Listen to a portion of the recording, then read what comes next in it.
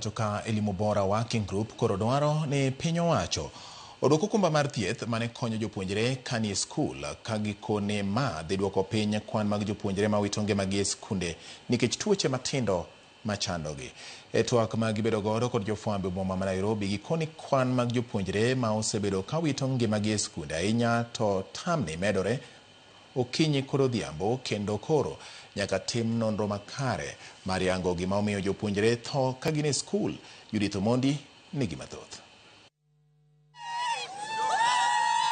Kowuok e skunde ma opogore opogore, counties ma opogore opogore, kama ogik kaunti ma Nakuru, ripode mag tho mag jopuonjre e skunde yo ma ok owinjore osekelo dondruok e kind jonyuol, jopiny kod skunde.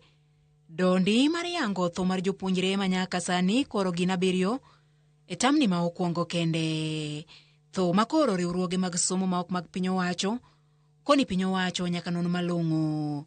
Riwruok mar Elimu Bora ma atwa kod jofwambo e boma ma Nairobi e odiochieng' ma kawuono koni kwan ni ng'eny kendo ok owinjo se. E tam mokwongo kapok ji odhi e half term kata e rusa matin mar half term, waneno ka nyithindo 7 osewito ngimagi e yore ma ok ni kare, kendo makata ministry mar somo ok nyal nyisowa ni tang'o motimogi. Kaluwore kod riwruogni, onge mar okumba mar thieth ne jopuonjre samoro omeny kod tho ma osenenogi, ka gikoni diere mane okumba mar thieth mar Edu Afya nitie, jopuonjre ne yudo thieth mapiyo nono e ute thieth, kendo tho ne ok nen kaka nenore sani. Insurance mar Edu Afya oduogi nikech ka wang'iyo e sirikal mar president mokalo moluor Uhuru Kenyatta, Edu Afya ne orito ngima mar nyithindo mathoth, kendo ne ok ochuno ni nyathi ya e background mane, ne ok ochuno ni nyathi ni e private kata intere public schools.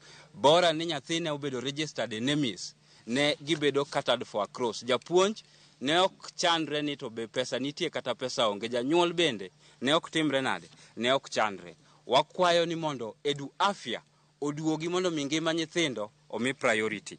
Ka koro giseyo piny owacho kokalo kuom migawo mar somo kuom leo ma ok oluwo ndach tho mar jopuonjre e skunde. Sirikal kokalo kuom Ministry mar Education kaachiel gi Teachers Service Commission oningo onon kendo one ni chike mag somo mantiere Basic Education Act olu kendo otim kaka dwarore kendo kaka owinjore. Kwa nini haizi kuchukua hatua hata kama inaonekana kwa wazi kuna jambo anaweza fanya ndio maafa aina hii vile tumeona likome? Kwa nini hachukui hatua? Etama chielni kende skunde kaka Moi Comprehensive, Njoro Girls, Sagero Adventist, Gatamayu High School e kind skunde mamoko jopuonjre gi oselal e yore mar riwruogni koni ne inyalo geng'. Judith Omondi, Ramogi TV.